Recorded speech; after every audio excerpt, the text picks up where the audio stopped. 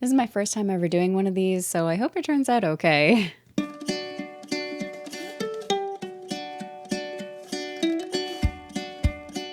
Hello everyone, my name is Kayla and welcome back to Kay's Hidden Shelf where we talk about books. Today I'm going to be sharing with you my experience with a trilogy that I recently finished and might be one of the best trilogies. No, it is the best trilogy I have read in recent years and why I think you should also give this a try. Now this trilogy is The Empires of Dust by Anna Smith Sparks, starting with The Court of Broken Knives and finishing off with The House of Sacrifice. Now, this is a trilogy that only got better the more I read. I'm not joking. Book 1, I think I rated at 4 stars out of 5, and books 2 and 3 just got better and better, both being 5-star reads for me. It really was the type of experience that the more I read, the better things got, and I had a really hard time putting this down. But at the same time, I really wanted to savor it. So as much as I wanted to devour this series, I also wanted to take my time, and that's eventually what I ended up doing anyway, because there's quite the density to the topics and themes and story that's being told here. We're getting a very intimate and vulnerable look into characters that are pretty terrible overall. There is some good in a couple of characters, but really that's just in comparison to the lesser of evils, if you will. So there is a lot to process in this trilogy, and it was a experience best done at your own pace, or at my own pace in this case. So I really did take my time with it to ensure I was processing everything okay, because like I said, there's some pretty dark and grim stuff, as this is a grim, dark fantasy in its darkest form. There is no shred of hope, there is no light, and some scenes can be quite disturbing, so be mindful of that as well before going in. Now I'm gonna just go ahead and put these on the shelves because they're a little bit heavy and I don't think I'm going to be able to hold these the entire video. So where does this story start, and who are the characters we follow, as this is multiple POVs? First we have Thalia. Now she is a high priestess in Sorlost, and her life has been dedicated to their god, but she wants more out of life as she's never even left their temple. After that we have Tobias, a mercenary soldier who has been hired to do a job, and he sets out with his company across the deserts to complete their mission.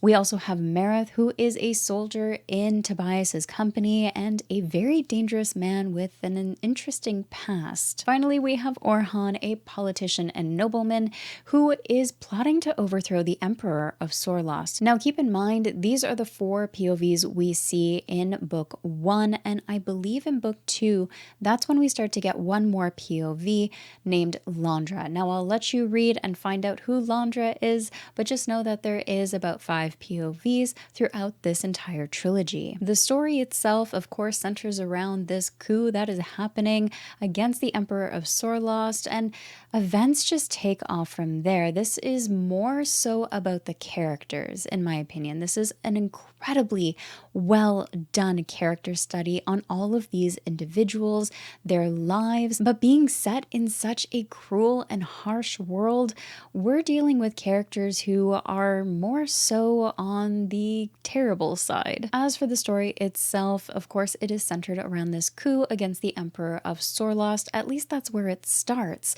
Where it goes from there is incredibly captivating, and really, in my opinion, this story is much more character driven. It's a masterful character study in these individuals that we follow. We get such an insightful, intimate, and vulnerable look at all of these characters, their experiences throughout these books, as it does span multiple years. I believe overall we cover about 4 or 5 years total. However, don't quote me specifically on that. I know at least there is a 4 or 5 years span on this. It might be a little bit longer, but it's around that time frame. With that being said, we follow these characters very closely. We get such an intimate look into their lives, their experiences, and the author's use of perspective also makes this incredibly impactful, in addition to her unique prose. Let's start with prose first because I think this is where a lot of readers will end up falling off the bandwagon a little bit, grim, dark scenes aside. Her poetic prose can be jarring at first. This is a common feedback I've heard from many readers who dive in. I personally experienced this. However, I ended up getting the audiobook as well as the physical book in order to immersion read it, and I found that really helped with settling into her style of writing. Now, it is poetic, and I think that choice was really smart. We're dealing with a world that is cruel, brutal. We're dealing with very horrific scenes, and her choice of prose just makes things much more impactful. It adds a sense of twisted beauty to it as well to balance out that darkness, which was really impressive. Her choice in perspectives was also carefully done. For example, in Thalia's perspective particularly, we see a shift into a different form of narrative where Thalia may go off into soliloquies and addresses the reader directly, which was such a smart choice. For me as the reader, those moments sent chills down my spine, and I found myself being called out at times by her, and she wasn't wrong. Because of all of these things combined, it was such a powerful story, a powerful look into these characters, the terrible nature of them, the choices that they end up moving forward with, and how that impacts the people around them and the kingdoms as well. There's also a difference in cultures, religions, as this world is quite large, and you get to see that throughout the trilogy. Now, in this clashing of cultures, there's also moments that leave you on the edge of your seat because you never quite know what's going to happen next due to the nature of how erratic this is, because madness is also a prevalent theme throughout this entire trilogy. And madness doesn't just strike a main character, it also delves into mob mentality and what happens to a city when it's under siege, it's being threatened by plague, all of these things, and the horrific actions people think will better their lives. And then when that doesn't happen, the consequences of those actions and the reality that everyone has to come back to, all of that was portrayed with a grim reality, and it was incredibly morbidly fascinating as it felt authentic to what likely has happened in our own world.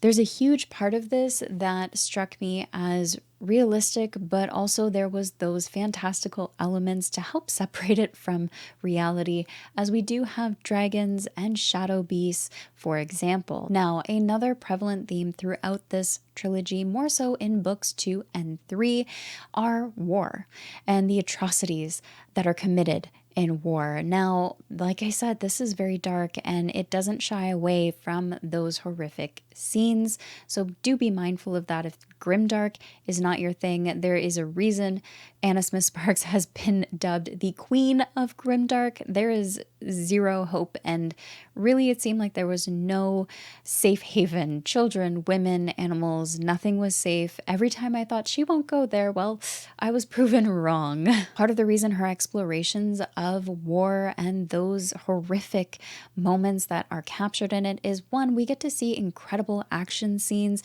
It was very gripping, and the stakes felt much higher because there's a level of realism to it with the main characters and how vulnerable we do get to see them, as well as knowing their limits and what they're up against. Those aren't the only themes that are covered throughout this trilogy. There's also toxic relationships, as well as a mad leader that is also struggling with addiction, and these soldiers coming back to that mob mentality.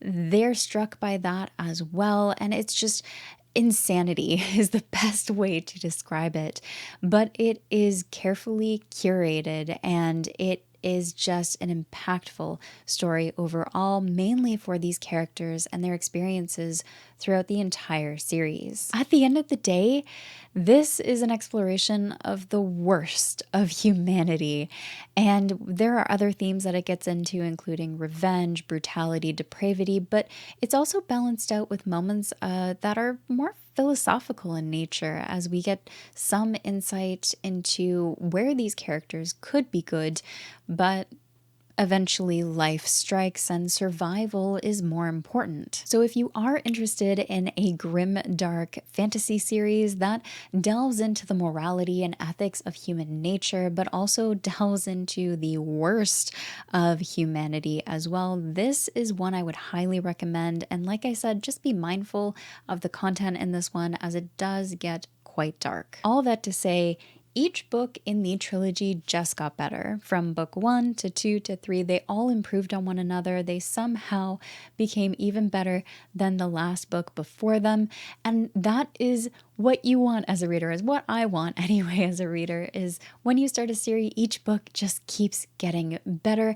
And by the time I was done, I wished I could go back and read it for the first time again. So because I am keeping this spoiler free, I don't want to delve too much more into this, but a big reason why I think readers will enjoy this trilogy is the combination of prose and narrative alongside such a beautifully and twisted, toxic look into humanity and these characters, their arcs, their character studies all are incredibly done, and it is a highly underrated series in my opinion. I really think more people need to be picking up this trilogy, and I am hooked on Anna Smith Sparks' writing, so I will definitely be checking out her other books as well. And while I highly recommend this trilogy, I do want to put that cautionary note there again. It may not be for everyone.